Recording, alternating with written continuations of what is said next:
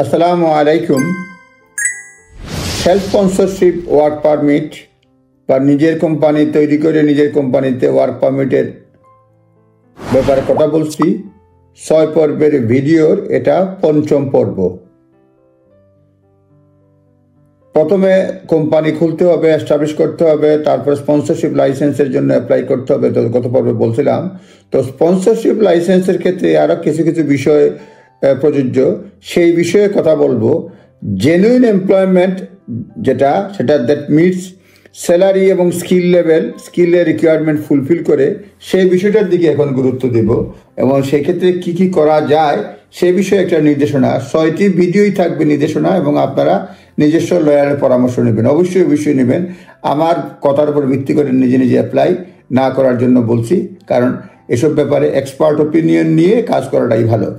তো যেটা বলছিলাম, আপনার জেনুইন এমপ্লয়মেন্ট এবং যেটা স্যালারি এবং স্কিল লেভেল ফুলফিল করে সেই বিষয়টা নিয়ে আলোচনা করব, এবং সেটা আপনার হোম অফিসের গাইডেন্সেই আছে। হোম অফিসে স্কিল, অকুপেশন এবং ইমিগ্রেশন স্যালারি লিস্ট তারা দিয়েছে, এবং প্রত্যেকটা এলিজিবল জবের বিস্তারিত বিবরণ আছে অকুপেশন কোডে, অ্যাসোসিয়েশন কোডে আছে। এবং স্যালারি রিকোয়ারমেন্ট ফুলফিল করে কিনা সেটা খুবই গুরুত্বপূর্ণ। এবং স্যালারি ইউ রিসিভ ইউজুয়ালি আপনার ইকুয়াল অথবা এক্সিড করতে হবে জেনারেল স্যালারি থ্রেশহোল্ড, যেটা হোম অফিসে বর্ণনায় রয়েছে।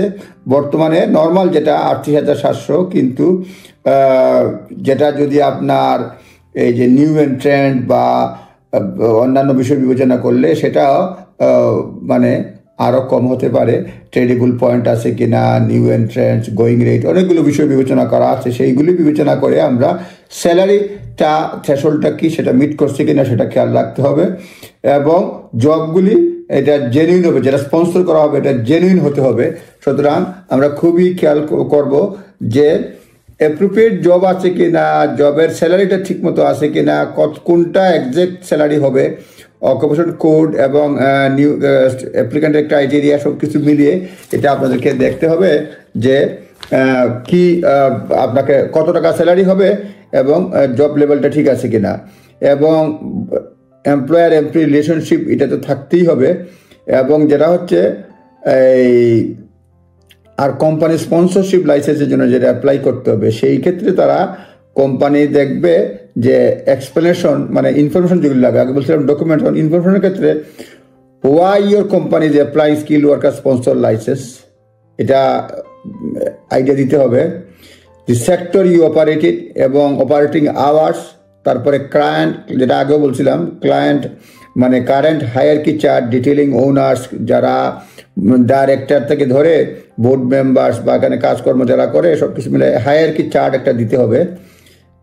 List of employee including names এবং টাইটেল, নেমস এবং টাইটেল দিয়ে দিতে হবে লিস্ট। এরপরে ইনফরমেশন অ্যাবাউট জব এবং কোন জবটা ফুলফিল করতে হয়, যেটাতে আপনি অ্যাসাইন করতে চান, certificate sponsorship, job title, occupation code, duties, তারপরে মিনিমাম যেটা স্যালারি এবং যেটা কোম্পানি মানে দিবে স্যালারি যেটা দিবে। তারপরে এখানে এই যদি অ্যাডভার্টাইজ না করা হয় তাকে সেলফ স্পন্সরশিপে অ্যাডভাইস করা হবে না, সেই ক্ষেত্রে এই না করা হয় তাকে কেন চুজ করা হচ্ছে, কিভাবে আইডেন্টিফাই করা হলো, সবগুলো বিষয় সেলফ মানে অ্যাপ্লিকেশনের সঙ্গে আপনার দিতে হবে। সুতরাং বিষয়গুলো বিবেচনায় রাখবেন যে আপনারটা স্যালারি লেভেল, জব কি সবগুলি ঠিকঠাক আছে কিনা, মানে বিশেষ করে বেতন কত, জব কত, মানে জবের বর্ণনা কি, সেইগুলি ইনফরমেশন আপনাকে থাকতে হবে অ্যাপ্লিকেশন যখন করবেন। সুতরাং আপনারা অবশ্যই এক্সপার্টের পরামর্শ নেবেন।